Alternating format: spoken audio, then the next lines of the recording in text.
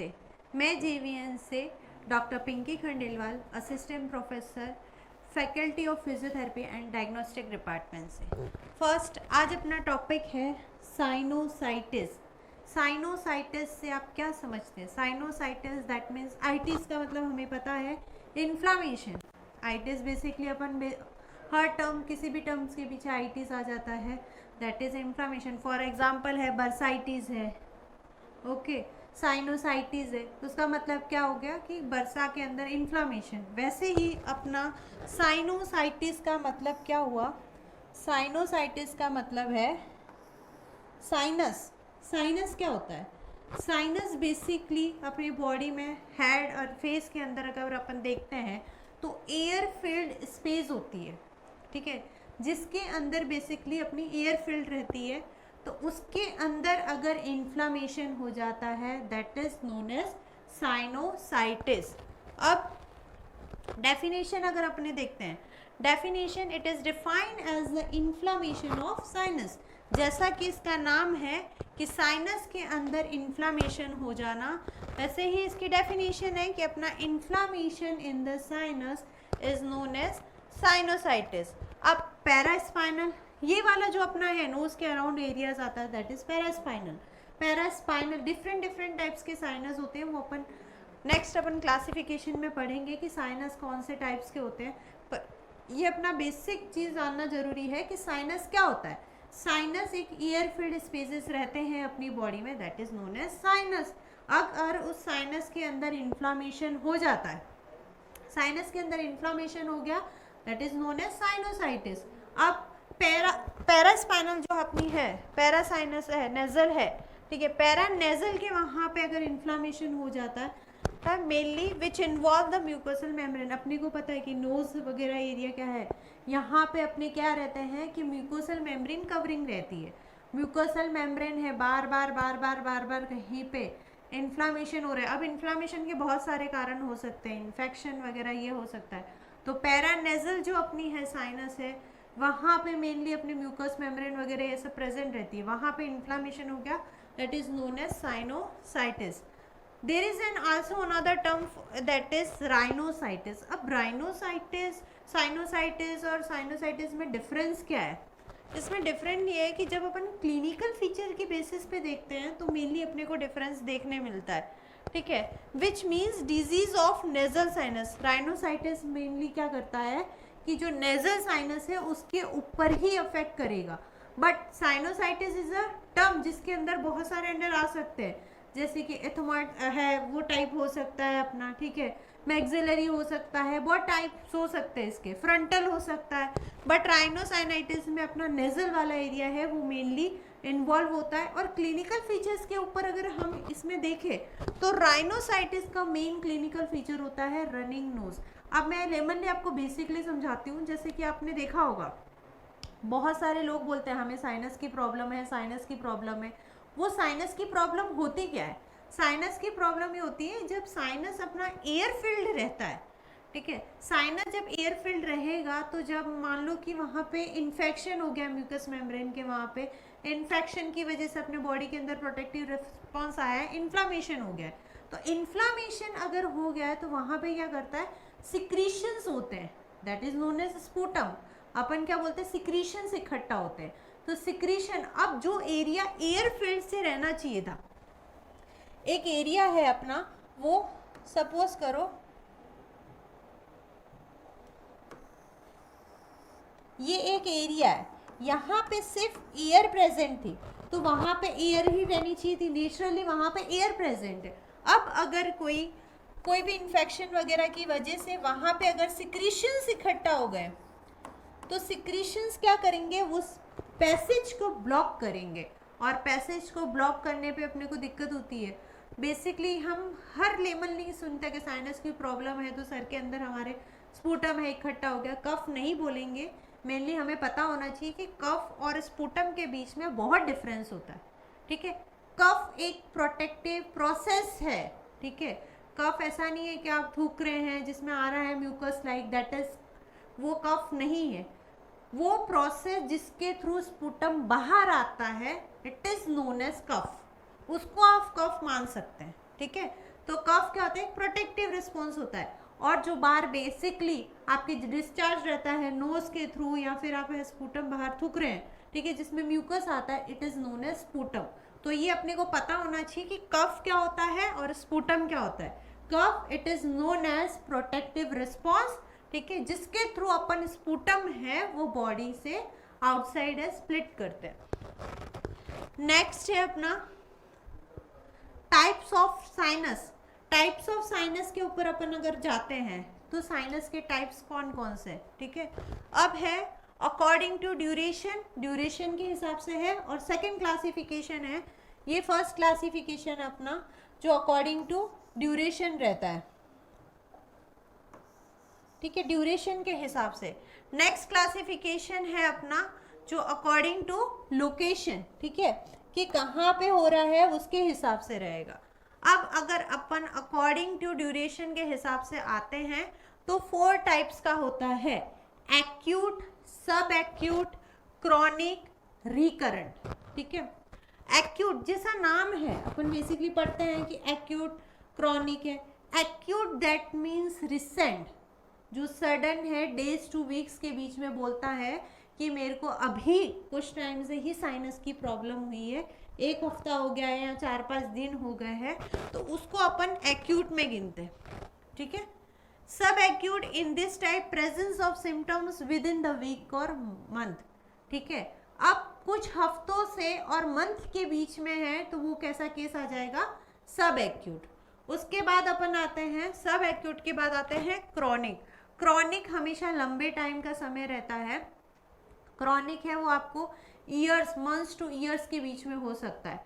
तो वीक से, ठीक है, जो डेज से वीक्स के बीच में हो वो तो है एक्यूट। सब एक्यूट है वो वीक से कुछ मंथ के बीच में होता है। और क्रॉनिक है वो ईयर्स में रहता है।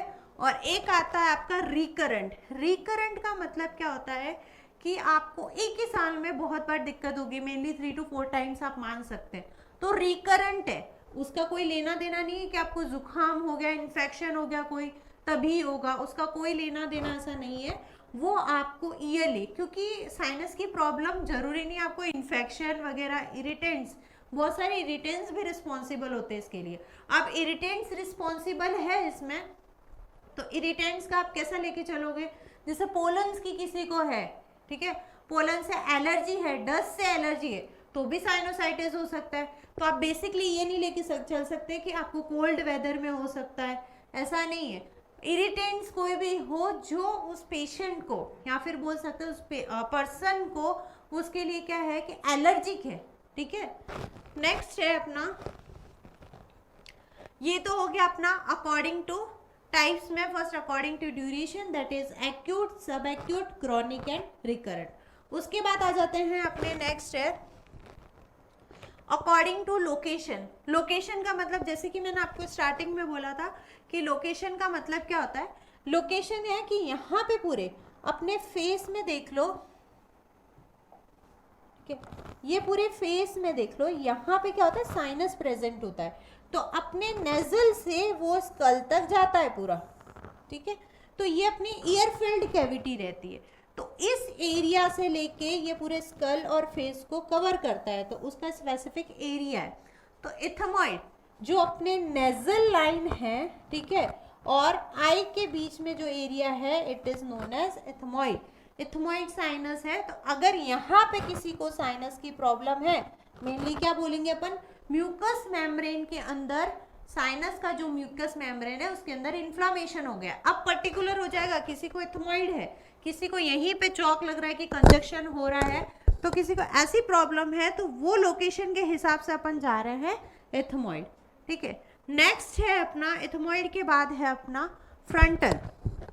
फ्रंटल जैसा नाम है उसी हिसाब से इसकी लोकेशन है, जो फ्रंटल आपके यहाँ पे प्रेजेंट है, ठीक है, it is known as frontal. तो ये अपना फ्रंटल साइनस हो गया। उसके बाद अगर अपन आते हैं मैक्सिलरी, मैक्सिला है अपना, मैक्सिला के वहाँ पे अगर साइनस की प्रॉब्लम है किसी को, it is known as maxillary sinus. According to location ही चल रहे, तो फर्स्ट अपना इथमॉइड आ गया, ठीक है, सेकेंड अपना फ्रंटल आ गया, थर्ड अपना मैक्सिलरी आ गया, एंड द फोर्थ है अपना स्फिनॉइड आ गया। ठीक है। स्फेनोइड कहाँ होगा? आपके ईयर्स और आईज के जस्ट आईज के पास वाला एरिया है, it is known as sphenoid, जहाँ पे अपनी स्फेनोइड बोन होती है। ठीक है, उसके बाद आ जाते हैं अपने एटियोलॉजी पे। ठीक है, एटियोलॉजी में मतलब किसकी वजह से बेसिकली अपने को साइनोसाइटिस है वो हो सकता है। ठीक है, अब जैसे कि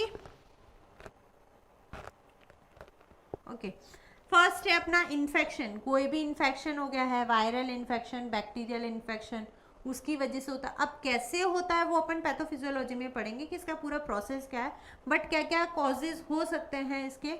तो फर्स्ट है अपना इन्फेक्शन है। सेकेंड अपने इरिटेंट्स, इरिटेंट जैसे कि आप पॉलन्स, डस्ट, जैसे मैंने एग्जांपल बताया, उसकी वजह से भी अपने को साइनस की प्रॉब्लम रह सकती है।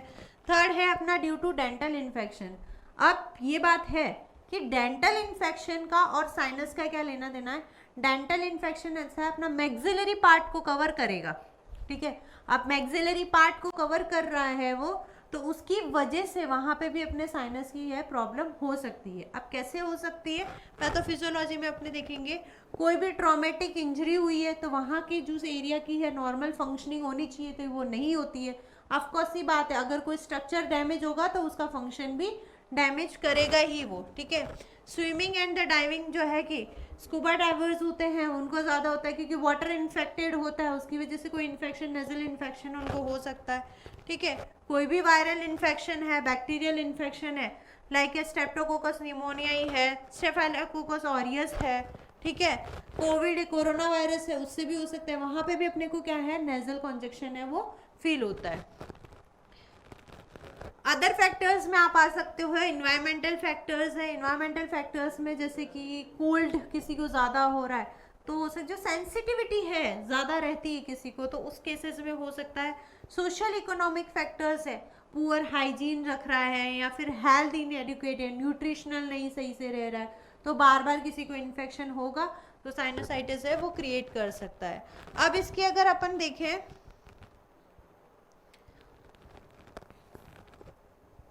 तो कैसे होगा, कोई भी इन्फेक्शन हो गया, इन्फेक्शन ले लो या फिर आप इरिटेंट्स भी कर सकते हो। ठीक है, कोई भी इरिटेंट्स है अपना तो उसकी वजह से क्या होगा कि अपनी बॉडी में कोई भी इरिटेंट्स आ रहा है, उसने क्या करा, इन्फेक्शन कॉज करा। इन्फेक्शन हो रहा है, चलो इन्फेक्शन एक बॉडी का है, प्रोटेक्टिव रिस्पॉन्स आया, उसमें इन्फ्लामेशन हुआ और ठीक हो गया। ऐसा नहीं है कि एक बार ही किसी को इन्फेक्शन होने पे साइनोसाइटिस हो जाएगा। बार बार किसी को इन्फेक्शन हो रहा है, बार बार किसी का इन्फ्लेमेशन हो रहा है नेजल म्यूकोसल एरिया में, तो वो क्या करेगा, इन्फेक्शन कॉज करेगा। अब बार बार ऐसी प्रोसेस चलती जा रही है, चलती जा रही है तो बॉडी अपने प्रोटेक्टिव रिस्पॉन्स में सिक्रीशन इकट्ठा करती है। सिक्रीशन, एक बार इन्फेक्शन हो गया, ठीक हुआ, वापस कुछ दिन में हुआ, तो रिकरेंट जो प्रोसेस चली जा रही है कुछ दिनों में, कुछ महीनों में, तो उसकी वजह से वहां पे क्या है, सिक्रीशन, जो एयर फील्ड जहां पे एयर रहनी चाहिए थी वहां पे अब सिक्रीशन इकट्ठा हो गए। सिक्रीशन इकट्ठा हो गए हैं तो वहां पे एक लंबे टाइम तक अगर कोई प्रोसेस चल रही है तो वहां की जो नॉर्मल एरिया की फंक्शनिंग होती है उसको डैमेज कर देती है। और नॉर्मल एरिया की फंक्शनिंग डैमेज हो गई तो नेजल, अपने म्यूकोसल मेम्ब्रेन में होता क्या है, म्यूकोसल मेम्ब्रेन में अपने हैं सीलिया होती है। ठीक है, जो मूवमेंट करवाती है, बेसिकली अगर मैं बोलूँ सिक्रीशंस आते हैं तो उसका मूवमेंट करवा के बाहर आउटसाइड है उनको भेज देती है। अब मेनली वही डैमेज हो गए, म्यूकोसल मेम्ब्रेन ही डैमेज हो गई है और अपने हेयर लाइक सीलिया भी डैमेज हो गया है। और ये डैमेज होने पे उसकी क्या, उसकी जो फंक्शनिंग थी वो अब फंक्शनिंग नहीं होगी, और फंक्शनिंग नहीं होगी तो वो क्या करेगा, कंटिन्यू जो है कॉन्जेक्शन अंदर ही अंदर इकट्ठा होता रह जाएगा और उस एरिया का इन्फ्लामेशन है वो कॉज करता रहेगा। ठीक है, उसके बाद अगर अपन देखते हैं, ये तो अपन ने देख ही लिया है कि कौन कौन से टाइप होते हैं अकॉर्डिंग टू एरिया, एरिया के हिसाब से। नेक्स्ट आप आओगे क्लिनिकल फीचर्स। अगर किसी को साइनोसाइटिस है तो उसके क्लिनिकल फीचर्स हैं वो क्या होंगे। क्लिनिकल फीचर्स में उसको ऑलवेज बात है कि नॉर्मल है, किसी को इन्फेक्शन हो रहा है, इन्फ्लामेशन हो रहा है तो उसको क्या हो सकता है, फीवर आ सकता है। फीवर के बाद उसको हेडेक हो सकता है, ठीक है, पेन हो सकता है, वीकनेस लग सकती है, स्मेल है उसको इम्पेयर हो सकती है, टेस्ट सेंसेशन जा सकते हैं, नेजल कॉन्जेक्शन है वो फील होगा, वाटरी डिस्चार्ज होगा। कॉन्जेक्शन मीन्स ऐसा लगेगा कि भरा हुआ है पूरा सिक्रीशन, उसकी वॉइस में चेंजेस हो सकते हैं। ठीक है, डायग्नोसिस अपन कैसे करेंगे, फिजिकल असेसमेंट, दैट मीन्स कि हिस्ट्री लेंगे पेशेंट की कि आपको कब से हो रहा है, कैसे हो रहा है, पेशेंट से पूरा उसका हिस्ट्री लेके एनवायरमेंटल वगैरह सब पूछेंगे, उसका असेसमेंट लेंगे, फिर पता चलेगा। ठीक है, ब्लड टेस्ट करवाएंगे ताकि कोई इन्फेक्शन हो रहा है तो अपने को पता चल जाए। देन रेडियोग्राफिक है वो देखेंगे, तो रेडियोग्राफिक में आप एक्सरे करवा सकते हैं, उसमें आपको लंग इन्फेक्शंस वगैरह दिख रहा है तो वो वहीं से बार बार कॉज करके साइनस की प्रॉब्लम है वो कॉज कर सकता है। ठीक है, साइनस अगर अपन जहाँ पे इथमोइड है, फ्रंटल है, स्फिनोइड है, ये सारा है, तो आप वहाँ का एक्सरे करवा के देख सकते हैं कि आपको सिक्रीशंस इकट्ठा हुए दिखेंगे, सीटी करवा सकते हैं, या फिर जो फ्लूइड आया है, डिस्चार्ज हो रहा है, उसको आप कल्चर के लिए भेज के वहाँ से देख सकते हैं कि इन्फेक्शन है वो हो रहा है या नहीं हो रहा है। नेक्स्ट अपन आते हैं ट्रीटमेंट में। ट्रीटमेंट में मेडिकल ट्रीटमेंट में अगर है बैक्टीरियल इन्फेक्शन हो रहा है तो किसी को एंटीबायोटिक दे देंगे, एमॉक्सिलिन है ये दे देंगे। ठीक है, नेक्स्ट है पेन हो रहा है तो एनाल्जेसिक दे देंगे, फीवर है एंटीपायरेटिक है वो दे सकते हैं अपन, डिकंजेक्शन कॉन्जेक्शन फील हो रहा है तो उसको बाहर रिमूव करवाना है तो डिकंजेक्शंस दे सकते हैं, एंटीहिस्टामाइंस दे सकते हैं। सर्जिकल ट्रीटमेंट में आते हैं अपन तो फंक्शनल एंडोस्कोपिक सर्जिकल ट्रीटमेंट। इस सर्जिकल ट्रीटमेंट में क्या होता है कि जो म्यूकोसल पार्ट है जो अफेक्ट हुआ है उसको रिमूव कर देते हैं। ठीक है, नेजल एंट्रोस्टोमी में क्या होता है, इस सर्जिकल प्रोसेस में जो एनलार्ज साइनस है, ठीक है, इन्फ्लामेशन हो गया है तो वहाँ से ड्रेनेज है वो पास नहीं होगा है अगर, तो उसको जो साइनस है उसकी स्पेस को थोड़ा बड़ा करके, इंक्रीज करके, एनलार्ज करके उसका ड्रेनेज है वो करेंगे। और अदर सर्जरीज प्रोसेस में कैनवेन है, लग प्रोसीजर है वो, उसमें भी रिमूवल रहता है। नेक्स्ट आप फिजियोथेरेपी है ट्रीटमेंट में आ जाइए। अगर किसी के सिक्रीशंस वगैरह ज़्यादा है तो आप उसको ड्रेनेज टेक्निक है वो सिखा सकते हैं, हफिंग कफिंग सिखा सकते हैं उसको। ठीक है, ब्रीदिंग एक्सरसाइजेस दे सकते हैं, नेबुलाइजर दे सकते हैं ताकि सिक्रीशंस है उसको लूज कर सके। नेक्स्ट है ऑल दिस फिजियोथेरेपी है वो ये सारे सिक्रीशंस है बॉडी में से रिमूव करने के लिए होती है। मेनली हफिंग एंड कफिंग टेक्निक है वो पेशेंट को खुद को सिखानी होती है। आप पहले एक्टिव ब्रीदिंग एक्सरसाइजेस करवाएंगे तो पेशेंट का अपना है लंग वॉल्यूम वगैरह बढ़ेगा तो वो प्रेशर लगा सकता है तो सिक्रीशन सारे बाहर आ जाएंगे। ठीक है, बाकी अपना बेसिक यही